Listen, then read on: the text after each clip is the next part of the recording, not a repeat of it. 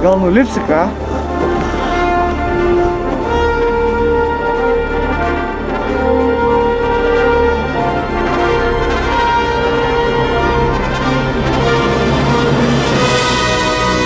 Mes su Gaudre jums norim pasakyti, kad žiema Miroslavė dar nesibaigė. Pasidžiaugiam?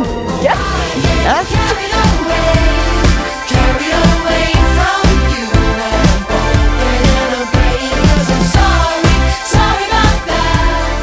Esu Gaudrė Beganskaitė iš Alytaus rajono Miroslavo vidurinės mokyklos. Mokusi 10 klasėje. Labai gera klasė be to. Domiuosi dailę, kažkiek menais, fotografija, matematika patinka va. 3 dalykai, kurie Gaudrę labiausiai džiugina gyvenime. Šokoladas. Šiaip būt su draugais, leisti laisvalaikį ir knygas paskaitau. O matematika kuo tave žavi?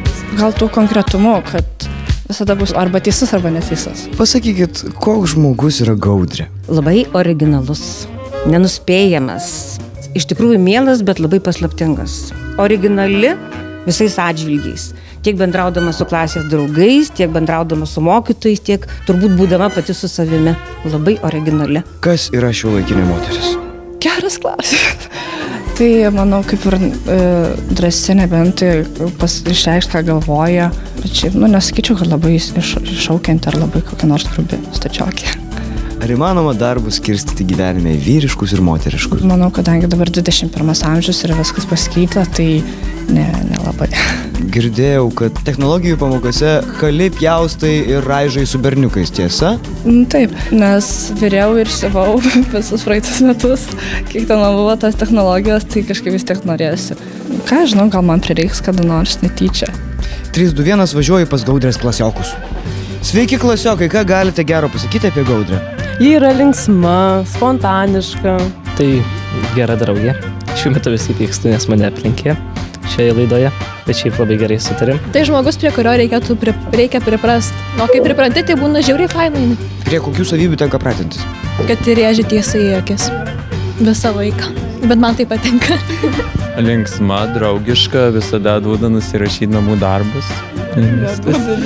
Man duoda, jum ne. Ar jaunam žmogui būtina žinoti, ko jisai nori iš gyvenimo, labai konkrečiai? Jaunas žmogus jis dar turi vis tiek kažkiek laiko pažinti save, patyrinėti ir pasaulį ar aplinką ir tiek pat save.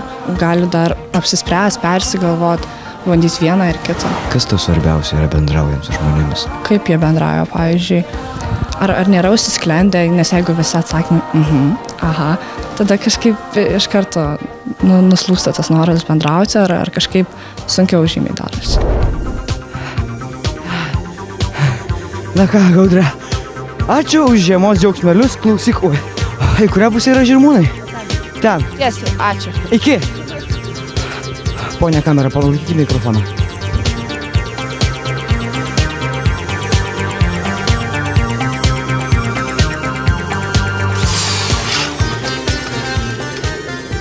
Ponia kamera, duokit mikrofoną.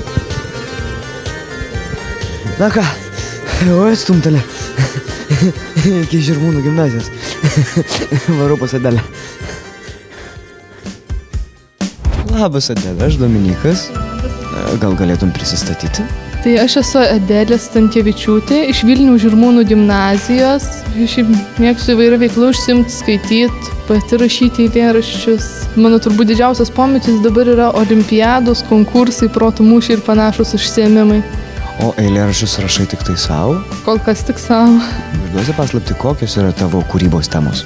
Šiaip apie gamtą, apie jausmus, apie viską iš esmės. Adelė labai rimtas žmogus. Kas man labai patinka, kad jinai moka planuoti savo laiką. Kiekvieną minutę labai taip tiksliai jinai žino, ką jinai turi padaryti. Labai patikimas žmogus.